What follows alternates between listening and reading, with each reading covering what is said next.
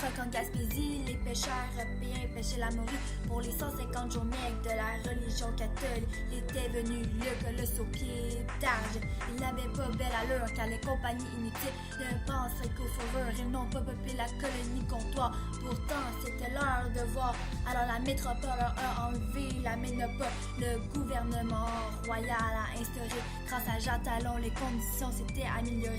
Les filles du roi et leurs maris ont peuplé les seigneuries.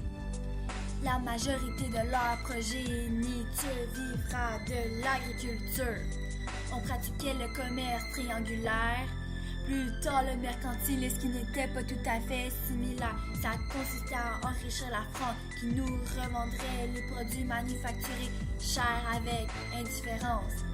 Lorsque le mercantilisme était pratiqué, c'est notre autonomie et le peuplement qui l'a stoppé. C'est alors que les Britanniques se sont emparés du nord de l'Amérique. Le traité de Versailles avait semé la pagaille.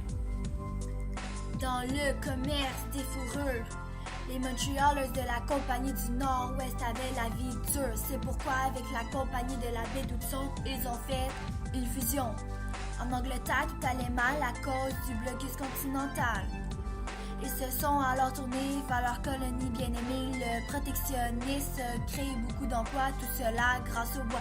Cageux, scieurs, bûcherons, dravants, ça partait en canot et bateaux à vapeur. De terre à terre se reliaient les chemins de fer. La bourgeoisie anglophone contrôlait les filons. La création de la BMO n'a pas réglé les carences.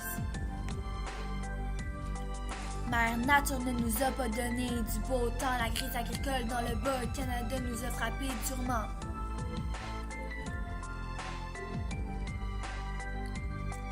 En 1846, le protectionnisme fut abandonné. Ça a permis de créer le traité de réciprocité. La première phase d'industrialisation a amené l'urbanisation. Tabac, bois, cuir, vêtements, on exploitait les femmes, hommes et enfants. À Montréal, Sherbrooke, Trois-Rivières, les ouvriers revendiquaient de meilleurs salaires. Les syndicats furent fondés pour les aider. Les capitaux économiques étaient encore britanniques. Les produits étrangers concurrençaient du intérieur en plus de l'achat de l'Alaska qui nous faisait peur. Heureusement, la crise agricole ne s'est pas avérée fatale grâce à la politique nationale. On a monté les tarifs douaniers pour pouvoir payer le chemin de fer et amener des immigrés, puis ceux-ci sont devenus des consommateurs.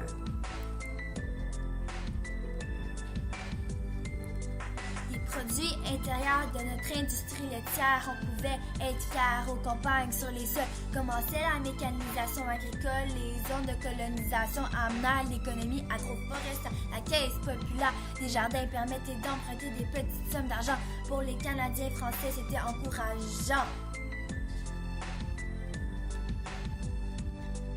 Durant la deuxième phase de l'industrialisation en Abitibi, Saguenay, Outaouais et Mauricie se développent mines, papier, hydroélectricité, aluminerie. Les capitaux subissent quelques modifications britanniques avant la Première Guerre mondiale, puis les États-Unis, après un changement radical, krach boursier, spéculation sur production ont causé la Grande Dépression. Le chômage et la misère dans la population. Au Québec, la solution fut l'interventionnisme étatique, secours direct, retour à la terre et travaux publics. La Deuxième Guerre mondiale relance l'économie. Elle permet une période de prospérité d'après-guerre sous le règne de Duplessis qui vendait une scène la tonne de fer. Les hommes qui étaient revenus de la guerre sont tous devenus pères. En effet, le baby-boom avait lieu dans les banlieues. La révolution tranquille comme la mort de Duplessis, la prospérité économique se poursuit, marquée par des changements de mentalité. Le Québec s'est modernisé. L'interventionnisme étatique a fait place aux Canadiens dans l'économie. On nationalise l'électricité, les bagages magnétiques. Québec, James sont construits depuis 1980 à le désengagement de l'État. La présence du privé augmente avec le taux de déficit zéro, c'est tout un chaos. Un traité de libre-échange fut signé entre les États-Unis, Mexique et Canada sous le nom de l'ANEA. Avec la mondialisation et la menace de décolonisation, les syndicats sont moins gourmands. Bra, bra.